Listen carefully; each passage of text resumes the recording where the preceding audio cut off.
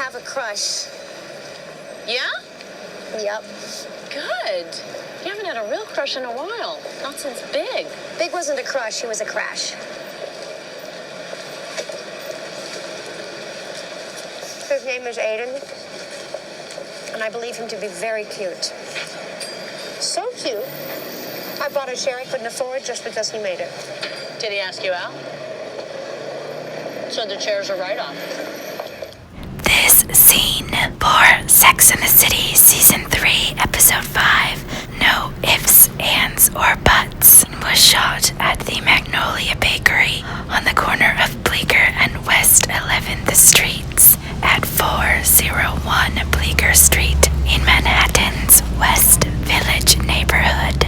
It is the scene that launched 1,000 competing cupcakeries because after the episode aired on July 9th, 2000, cupcakes all of a sudden became the it dessert, and Magnolia Bakery was the most popular place to get them.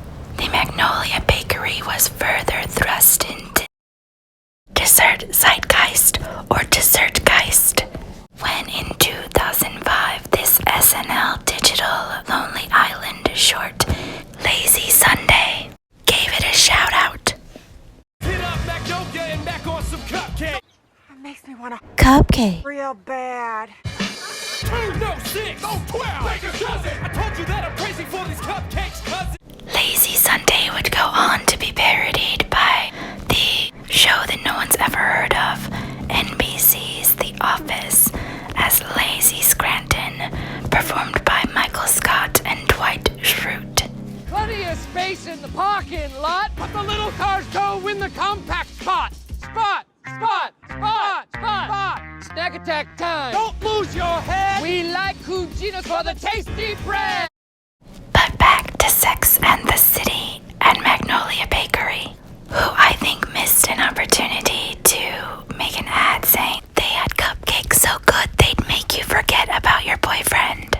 I haven't had a crush since Sean Cassidy. No way. Sadly, yes. At this age, I'd have to say I'm crush-proof. What about Steve? Oh, God, right. I forgot about my boyfriend. Is that normal? You're asking me? This corner location, which Alyssa Torrey opened in 1996, was the first original and only location until 2008, when it expanded to a second location just a few months before the first Sex and the City movie was released. No one knows exactly when, but sometime in the aughts, shortly after or before Marc Jacobs opened a shop across from Magnolia, Sex and the City fans started making a pilgrimage to Magnolia, aka Cupcake Mecca, and they would get the same vanilla cake with pink vanilla buttercream frosting and go to Carrie Bradshaw's stoop around the corner and snap a pic. It is posited that this is because when you cannot afford a pair of Manolo Blahniks or a Birkin bag, a pink cupcake is an accessory that you can afford. And then going to Carrie's stoop makes you feel like a Carrie for a day. Or a Miss Bradshaw if you're nasty. This was all the catalyst for how the West Village became a shopping destination. They called it Mini Madison Avenue for the millennials.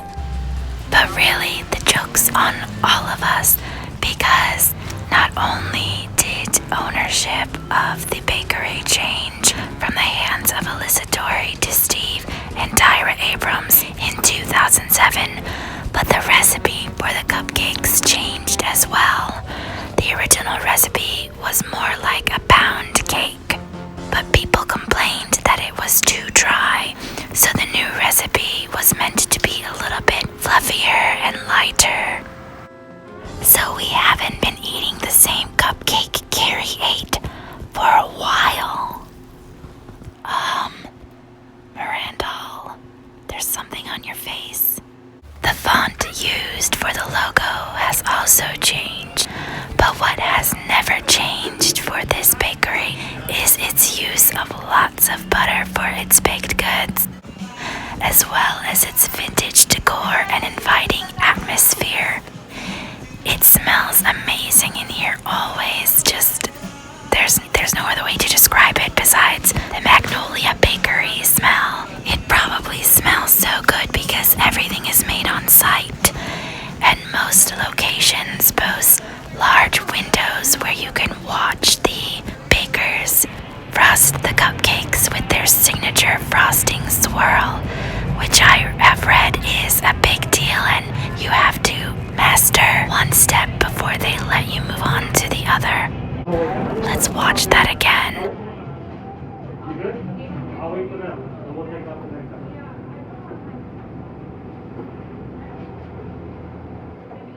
time. Impressive. Sometime in the early 2010s, it became kind of hack to go to Magnolia. It became known as something only tourists do. SNL once again poked fun at this, as well as the show Broad City. Don't mess with Magnolia cause the line's too long. Plus it bumps with my clan. Now back to the song. After evil, because I just figured out where the thief took my phone. The last place every tourist goes. Magnolia Bakery. Right. Right? Wait, you guys don't have wine? But what about white wine? You have my phone. Oh my god, hey! How did you find out about this place? I thought it was a secret. You know what? I'm gonna get a large banana pudding.